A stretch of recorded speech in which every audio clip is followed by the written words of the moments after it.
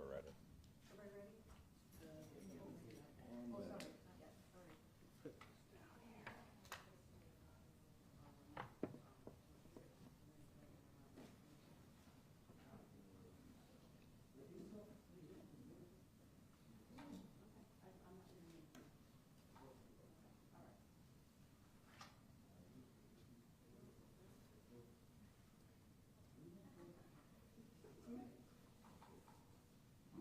Ready. Everyone ready? Yes.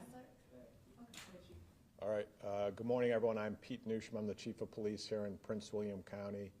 I'm here to speak about a fatal officer-involved shooting that we had this morning.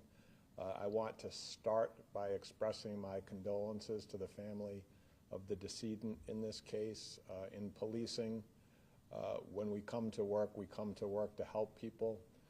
And unfortunately, sometimes in this profession, we have to use force, and sometimes that force results in the loss of a life, and that's what happened here this morning. What happened, and the other piece that I will say is the information that I have is preliminary because this just occurred a few hours ago, and more information will become available as the investigation unfolds. But I can tell you some of the things that I do know right at this point.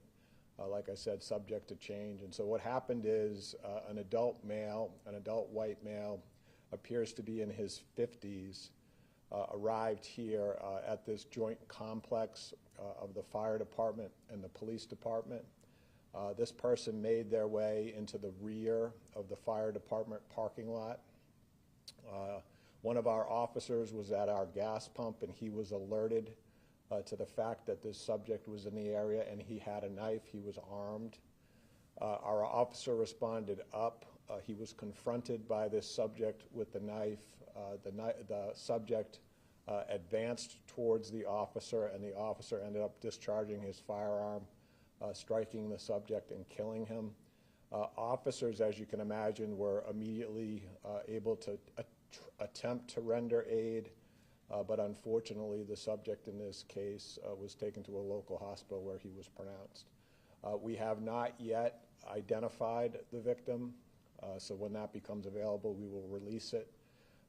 The way that we handle fatal officer-involved shootings here in Prince William County is we have our critical incident response team that has been called. They will take over the investigation. When they have completed their investigation, they will present it to the Commonwealth's Attorney's Office, and our Commonwealth's Attorney's Office will make a decision as to whether or not there is any prosecutorial merit to the investigation. And then it'll be handed back to the police department for administrative investigation to determine whether or not the use of force was within our policy. So with that being said, I can take any questions that you all might have. Was he observed by somebody at the fire station, or was it, I mean, who called out for the officer to say this guy's got a knife? So I understand from the fire chief, this is right around the change of shift for the fire department. So we do have a witness that was in the area that identified this person with the knife and alerted our officer.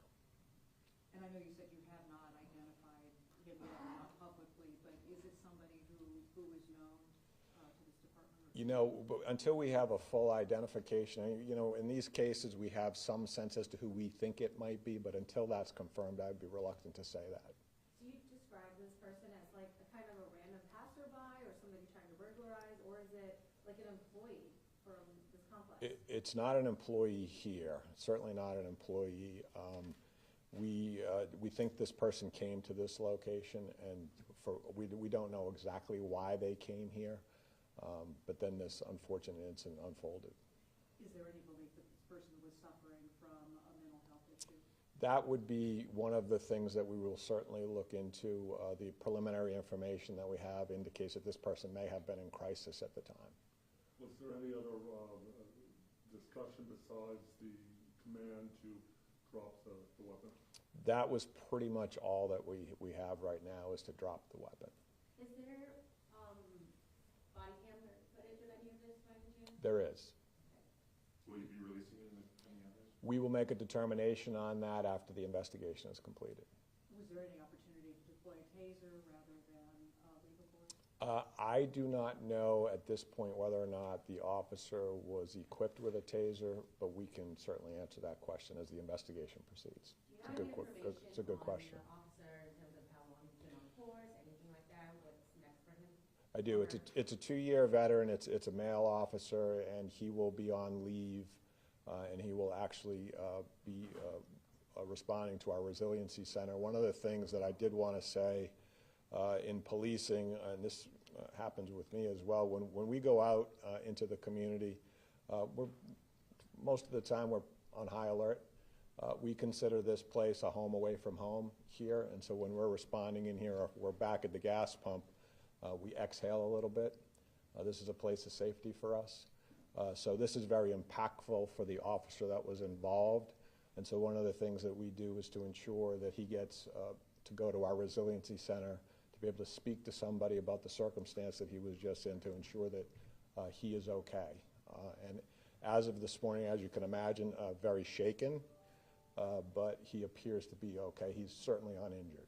How did the firefighters go? Was there any back there? Are they like hunkered down for a little while you guys have the place roped off? What I will say is the fire chief reached out to me this morning, and he expressed his thanks that this officer placed himself in between this person and his firefighters. How did this person get here? By a car? We believe he responded here by vehicle, yes. Is the vehicle in the parking lot then? Well, you know, again, because we're in the preliminary stages, we do have a vehicle. It remains to be seen whether or not this is the subject's vehicle. Can I ask for this gas station? Is it on this side and then he was alerted by somebody, right? And then he just walked over? Is that sort of The parking lot for the fire station oversees our gasoline pump, so it's certainly within shouting distance. So Chief, it certainly does sound, and I know it's all preliminary, but it certainly does sound like this person may have some connection to the fire department, or as you said, may have been known to people in the fire department. Yeah, we don't have anything to confirm that, so like I said, if that becomes available, we'll certainly share it. And Any this chance person the person was wearing a firefighter's uniform at the time of the shooting? There's no indication of that, and so I'm sorry. I'm sorry, I did have a follow-up. Yep. And this person was, had they self-injured themselves before? It appears that there may have been an injury to the decedent prior to the shooting, yes. So is there any concern that that person was looking for first aid? Yeah, I don't believe that was the case. Yeah, we don't believe that was the case. And can you characterize the knife, the type of knife? I can't speak about it in detail. I do know that we did recover a knife.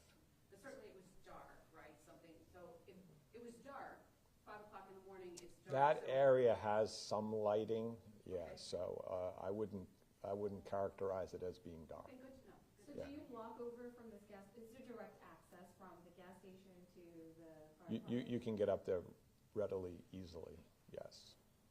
The officer actually drove his vehicle up there. He didn't walk or run up there. He drove his vehicle up there.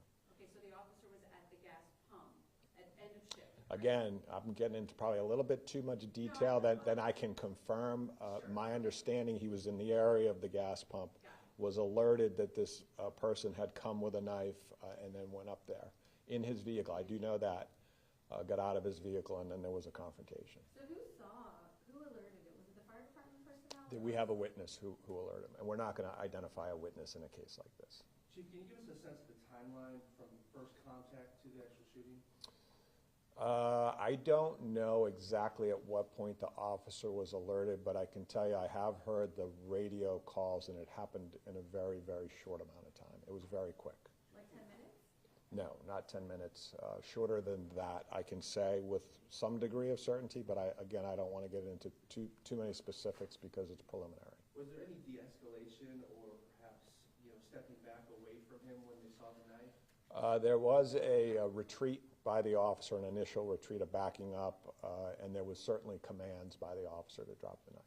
What about the threat to the people around here at that time, or just, uniformed officers, right?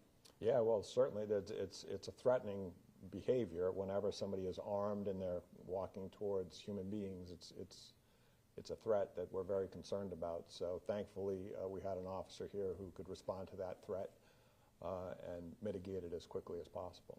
Did area near the gas pumps under surveillance? We have cameras down by the gas pumps, yes. When ain't So- that be released in town? I'm sorry? When ain't that be released in town? I haven't even seen that footage. I can tell you there is some body worn camera footage, and we'll make a determination on that. Chief, was there anybody else that was in imminent risk of injury of him with the knife, or was it just the officer? That's hard for me to say right now, because I don't know the proximity of our witness to the actual event. Sorry, had the initial observation of a person with a knife, had there been an initial threat by that person beforehand? In other words, had he threatened somebody beforehand, or was it just the observation of the person with a knife? I think it was the latter, Just there's somebody in the parking lot with a knife. yes. Was there a threat made towards law enforcement? If somebody advances towards you with a knife, we would consider that a threat.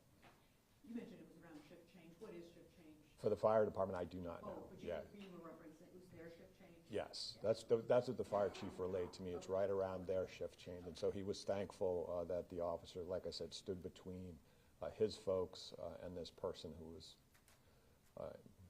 there with a knife.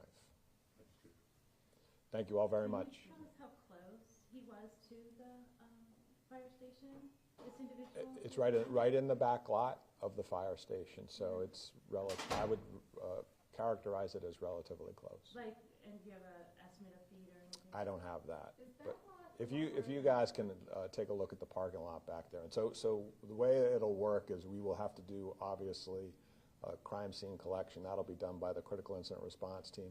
When that is completed, you're welcome to come back. That area right there, you can come back if you want to get some footage of that.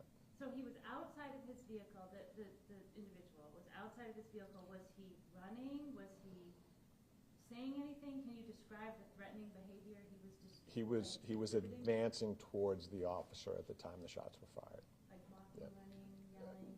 I can characterize it as definitely advancing towards the officer, and he got to very close proximity. So, yes. You said shots. Can you tell us how many? I don't know exactly how many at this point, so that's part of the investigation. All right, thank you all very much.